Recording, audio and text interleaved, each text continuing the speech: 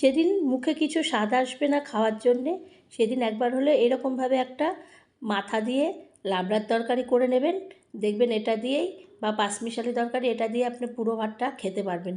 একঘেয়ে খাওয়ার থেকে একটু ভিন্ন স্বাদে খাবার খেতেও ভালো লাগে। তার জন্য আমি নিয়েছি ইলিশ মাছের মাথা। লবণ আর হলুদ মাখিয়ে তেলে আগের থেকেই গরম করতে বসিয়েছিলাম, সেই তেলের মধ্যে ছেড়ে দিলাম। এরপর একদম এপিট উপিট করে একদম লাল লাল কড়া কড়া করে মাছের যে মাথাটা সেটাকে ভেজে নেব। এইভাবে ভেজে রাখবো একটা বাটির মধ্যে। এরপর এটা একটা সাইডে রাখবো। তারপরে ওই তেলের মধ্যে ফোড়নে দেব তেজপাতা দুটো, 4টে শুকনো লঙ্কা আর দেব পাঁচফোড়ন। কারণ লাবড়ার তরকারিতে পাঁচফোড়নটাই একদম গন্ধটা ঠিকঠাক খাটে। তারপরে যেই ফোড়নের একটু গন্ধ ছাড়বে, ভাজা ভাজা মতো হবে, তখন দিয়ে দেব আলু। আলুকে আমি লম্বা লম্বা করে কেটেছিলাম। এরপরে দিয়ে দেব আমি গাঁঠি। আলুটা একটু ভাজা ভাজা করে নেওয়ার পরে দিয়ে দেব গাঁঠি কচু। কারণ লাবড়ার তরকারিতে গাঁঠি কচু দিলে খুবই ভালো লাগে খেতে। আর যেহেতু ইলিশ মাছের মাথা আছে, খেতে লাগবে দুর্দান্ত। এরপরে গাঁঠিগুলো দেওয়ার পরে দিয়ে দেব ডাঁটা। যে সবজিগুলো শক্ত মতন হয় সেই সবজিগুলোকে আগে দিয়ে দেব, কারণ নরমগুলো আগে দিলে ওটা গলে যাবে, একটা একদম মিশে যাবে। এরপরে দিয়ে দেব ডাঁটাগুলো একটু নাড়াচাড়া করার পরে দিয়ে দেব মূলো। এখন নতুন মূলো উঠে গেছে, সেই মূলো দিয়ে এরকম একটা লাবড়া গাঁঠি মূলো দিয়ে খেতে মাছের মাথা দিয়ে দুর্দান্ত হয়। এরপরে সমস্ত সবজিগুলো আমি একে একে দিয়ে দিলাম। এরপরে দিয়ে দেব কুমড়ো, লাল কুমড়ো নিয়েছি আমি, কাঁচা পাকা একদম কুমড়ো। সেই কুমড়োটা দিয়ে একটু নাড়াচাড়া করে দিয়ে দেব বেগুনটা। কচি বেগুন নিয়েছিলাম, সেই বেগুনটাকেও দিয়ে দেব। এরকম একটা লাবড়া হলে আপনি রুটি, পরোটা, ভাত যে কোনো খাবারের সঙ্গেই খেতে পারবেন। আর খেতে হয় দুর্দান্ত। আর না করলে এরকমভাবে বুঝতে পারবেন না। এটা নিরামিষও করা যায়, আবার আমিষও, মাছের মাথা যে কোনো মাথা দিয়ে। তা আমি ইলিশ মাছের মাথা দিয়ে করলাম। এরপরে দিয়েছিলাম পটল দিয়ে নাড়াচাড়া করার পরে দিয়ে দিলাম হলুদ আর লবণ দিয়ে আমি এরপর ভালো করে কষবো।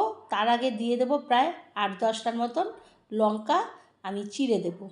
লঙ্কাটা চিড়ে দিলে ঝালটা সবজির সঙ্গে কষাতে কষাতে সুন্দরভাবে মিশে যাবে। আর এই তরকারিটা যত ঝাল মতো হবে, একটু মিষ্টিও দিতে হবে লাস্টে, যেহেতু পাঁচমিশালি তরকারি সেই কারণে, কিন্তু ঝালটা হলে খেতে ভালো লাগবে। এরপর আমি হলুদ আর লবণ দিয়ে ভালো করে কষা হয়ে গেলে লাস্টের দিকে আমি দিয়ে দেব ঝিঙেটা একদমই নরম হয়, সেই কারণে লাস্টে দিলে ওটা গলে যাবে না সহজে।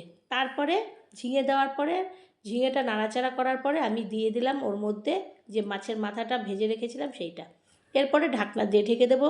এখানে কোনো জল ব্যবহার করব না, যেহেতু লাবড়ার তরকারি, এটা ঝোলের কোনো ব্যাপার নেই, সেই কারণে এটা শুকনো মতন হবে। এরপরে ঢাকনাটাকে তুলে দেখব যে আলুটা তো সিদ্ধ হয়ে যাবে, গাঁঠিও খুব নরম সিদ্ধ হয়ে যাবে, আর অন্যান্য সবজিগুলো তো সিদ্ধই হয়ে যাবে। এরপরে ভালো করে আমি নাড়াচাড়া করে সমস্ত সবজিগুলো একসঙ্গে মিশিয়ে এর মধ্যে দিয়ে দেব একটু চিনিটা দেওয়ার পরে আবারও আমি খুন্তি দিয়ে নাড়াচাড়া করে নেব। সমস্ত সবজির মধ্যে চিনিটা যাতে মিশে যায়, স্বাদটাও অন্যরকম আসে, সেই কারণে দেওয়ার পরে ওর মধ্যে আমি দিয়ে দেব দেশি ধনেপাতা দিলে সেন্টটা অন্যরকম। ইলিশ মাছের মাথা আছে, না দিলেও হতো, কিন্তু দিলে আর একটু টেস্ট আসবে।